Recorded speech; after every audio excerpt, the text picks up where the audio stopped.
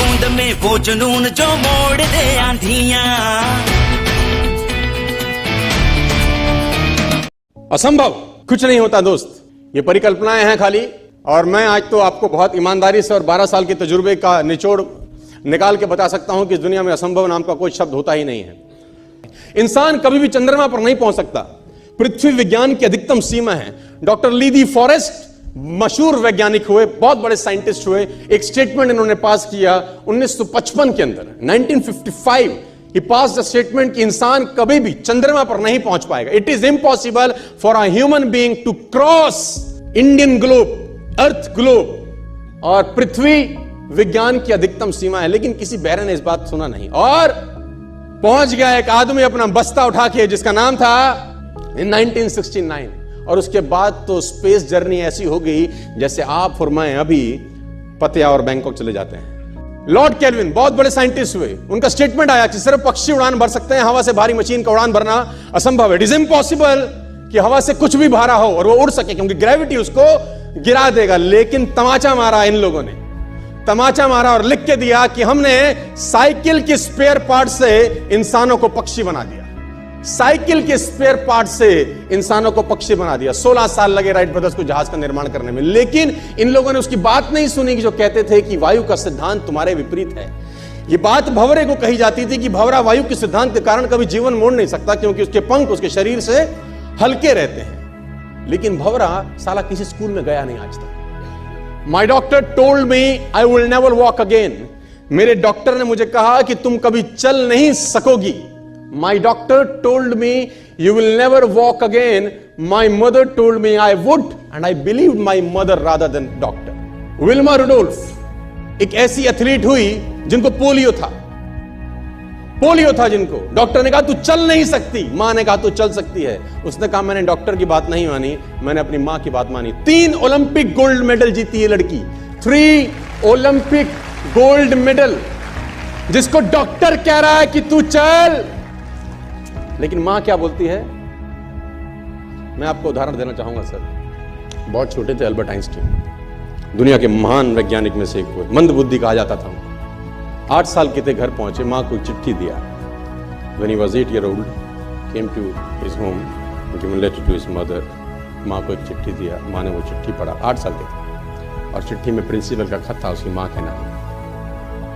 Principal ने ये लिख के भेजा कि आपका बच्चा विलक्षण प्रतिभा का धनी है, ग्रेट पावर है इसके अंदर, क्योंकि बहुत बड़े साइंटिस्ट बने, बड़े हो गए।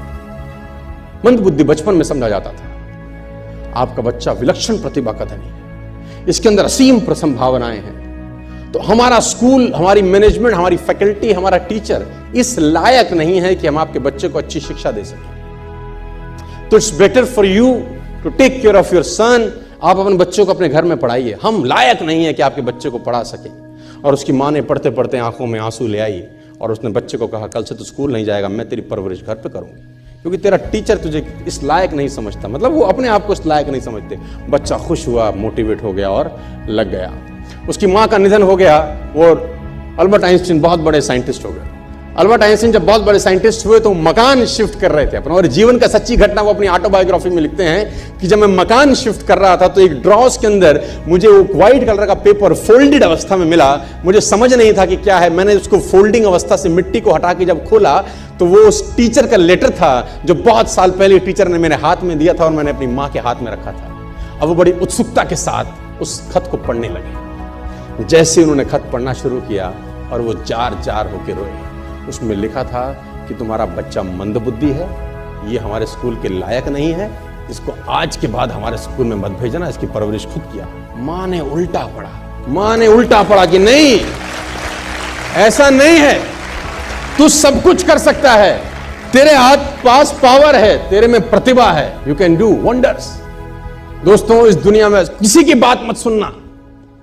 नेवर एवर बिलीव एनीबॉडी कि जो तुमको बोले कि तू नहीं कर सकता, कान पे मारना, बोला साले तू नहीं कर सकता, हम करेंगे। ज़िंदगी में हमने भी बहुत कुछ सीखा है। लोग कहते हैं कि दुनिया गोल है। भाई दुनिया गोल नहीं है, दुनिया मतलबी है। ये प्यार से नहीं चलती है, मतलब से चलती है। दुनिया में कोई भी रिलेशन बनाने के लिए, कोई रिश्ता जो है ना, उसके लिए 3 चीज़ का होना ज़रूरी है। एक डर, ज़रूरत और इंसानियत। ये 3 चीज़ ही किसी न किसी रिश्ते को रोक के रखता है। आजकल ना ये गर्लफ्रेंड बॉयफ्रेंड ना एक ठो ट्रेंड चल गया। अजब हाल है भाई साहब। एक बात हम आपसे कहना चाहते हैं, मेरे पैसे से अगर आप मोबाइल खरीद लीजिएगा तो अल्टीमेटली इकोनॉमिक्स के हिसाब से उस मोबाइल पर अधिकार किसका होगा? मेरा होगा, क्योंकि पैसा मेरा है।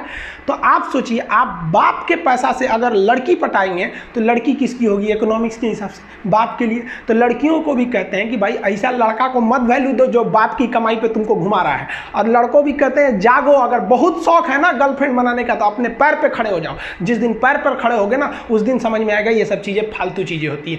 कई लड़के बेचारे का दिल टूट जाता है, उनका शरीर एम्बुलेंस की तरह हो गया है, घायल दिल लेके घूम रहे हैं। अरे फालतू ये सब चीज़ें। जीवन में किसी के लिए आंसू मत बहाइएगा, वो आपके आंसुओं के काबिल नहीं होगा। और जो आपके आंसुओं के काबिल होगा वो कभी आपको रोने नहीं देगा। दिल टूट गया, गोली मारो यार। प्यार 24 कैरेट का था आपका, उसी की औकात नहीं थी जो खरीद सके। और हस्बैंड वाइफ में भाई साहब, हमारे जितने दोस्तों की शादी हुई है ना, वो सब परेशान रहते हैं हस्बैंड वाइफ में। इन दोनों में केवल एक खराबी है, दोनों अपने आप को सुप्रीम कोर्ट समझता है। समझिए भाई साहब, आप मिलजुल के रहिए। अभी क्या है कि आप जितने भी स्टूडेंट हैं, आप सबका जॉब लगेगा, अपने से सब शादी ब्याह सबकी होगी, भाई आपका परिवार खुश रहे। लेकिन आप देखिए, शादीशुदा इंसान हमेशा परेशान रहता है। ये दोनों हमेशा झगड़ते रहते हैं। समस्या क्या है? वाइफ चाहती है हस्बैंड को समझाएं अपनी बात, और हस्बैंड चाहता है कि हम अपनी बात वाइफ को समझाएं। भाई आप दोनों से कहना चाहते हैं, आप कोशिश करिए ये क्या कहना चाहते हैं, इनकी बातों को आप समझ जाइए। और आपसे कहते हैं आप अपनी बात मत थोपिए, इसकी बातों को समझिए। होता क्या है, लड़कियों को लगता है कि इनका हस्बैंड बाहर करता क्या है, ऐसे पैसा बरसता है पेड़ पे से हिला के लेके चला। ऐसा नहीं है भाई, बाहर निकलिए फिर समझ में आता है ये कि बाहर जो आपके पिताजी या फिर आपके हस्बैंड या जो भी कमा के लाता है उसको कितना मेहनत होता है। और आदमी लोग को क्या लगता है, घर में तो कोई काम ही नहीं है, उठो नाश्ता बनाओ। अरे भाई साहब, झाड़ू लगाने से सही नाश्ता बन तो जरूर जाता है, फिर उससे पहले कितनी तैयारियां करनी रहती है, कहाँ कौन सा सामान है। एक दिन बना के देखिएगा, फिर समझ में आ जाएगा। फिर सब लोग खा लिए, फिर उसको साफ करो। सबका अपने अपने चीज़ जगह काम होता है। कोई, दुनिया की हर चीज़ आपस में इंटरकनेक्टेड है, कोई ज़्यादा कोई छोटा नहीं होता है। लेकिन आजकल लोगों की मेंटेलिटी क्या हो गई, दीवार की हर एक ईंट ये सोच ली है कि पूरी बिल्डिंग को हम ही रोके हुए हैं। अब बताइए, कोई एक ईंट रोका है, पूरी दीवार को, पूरे सब चीज़ ने मिल के इस घर को रोक के रखा है। उसी तरह आपकी फैमिली में सबकी ज़रूरत होती है, आप सबकी भावनाओं को समझिए।